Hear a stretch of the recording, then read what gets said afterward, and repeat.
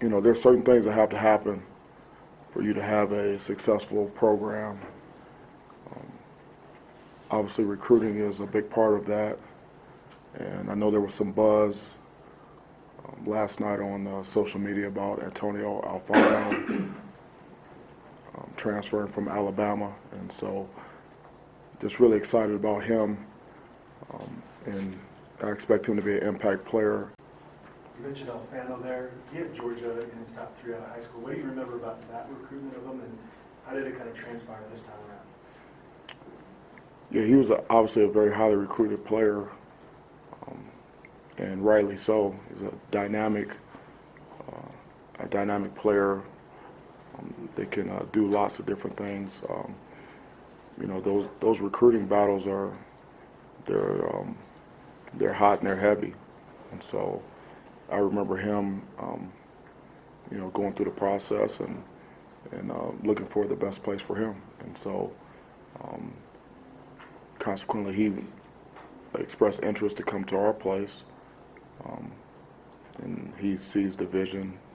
He knows what I'm all about and what our goals are here, and wants to have an opportunity to be successful on and off the field, and so we were able to make that happen. With him, do you know if he's going to be eligible to play in 2020? We'll see. Obviously, there's rules, transfer rules, and that we'll have to address. But this is a good start. So, with your defensive line, you've got a lot of young guys. On paper, everybody comes back next year, and a lot of young guys are getting playing time this season. So, are you excited about the future of that position, just knowing what it potentially could be? Yeah, coming in the door on December 5th, there was one thing that was obvious: that we had to get bigger and more stout, more explosive in our offense and defensive lines. And so we've made a conscious, deliberate effort to do that through recruiting. And so we have a lot of young players on both sides of the ball on our offense and defensive lines. Recruiting is going well, and we expect to add to our roster, in the trenches. And so in order for us to play the type of football we need to play, we've got to be strong in the offense and defensive lines.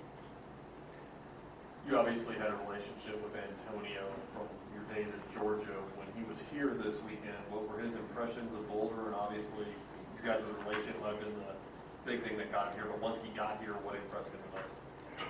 Boulder is a very impressive place, and every recruit that comes here and their parents, their relatives, whoever comes with them, they always comment on how beautiful Boulder is.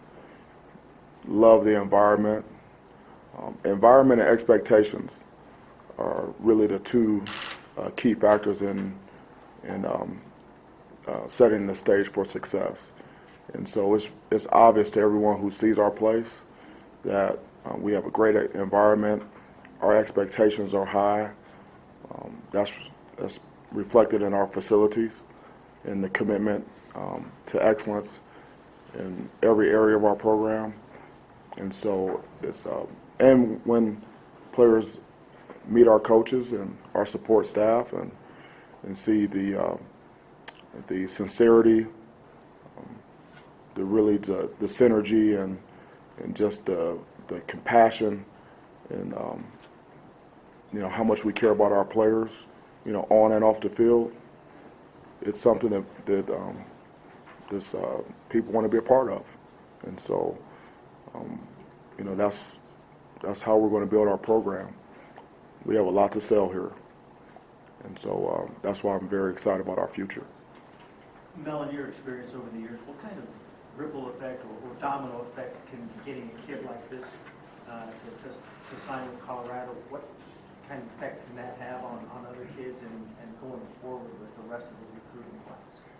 My experience in recruiting is momentum does play a factor. When you're looking to build a class, a strong class, first and foremost, you're looking for high character guys that that are in alignment with what you believe in as a program, on and off the field. And those guys are attracted to each other in recruiting. It's a very small world in recruiting, and everyone knows everyone. These players, they talk. The parents talk, the players talk. They text, direct message. They see each other in camps, showcases, and the word gets out about, head coaches, coordinators, facilities, and everyone's looking for the right fit. And I believe, and we believe that Boulder is a very, very attractive place for the top recruits in this country. And we're aggressively recruiting those players. Mel, back to recruiting. When you bring in a guy like Antonio who left Alabama under some, I guess, less than ideal circumstances, Nick Saban said he basically quit. Obviously, you do your due diligence, but when you talk to Antonio, did you feel good that whatever issues might have plagued him at Alabama or in the past, that he's all in? I have really good conversations with Antonio and about his future, his goals, his aspirations, and they're totally aligned with what we want to do here in our program, on and off the field. And so, like I said, I'm really excited about him being a Buff, coming to Boulder, being able to flourish, to reach his goals. I believe that he'll be a better person, be a better student, be a better football player as a result of deciding to come here. And so we're going to work together to help him reach his full potential.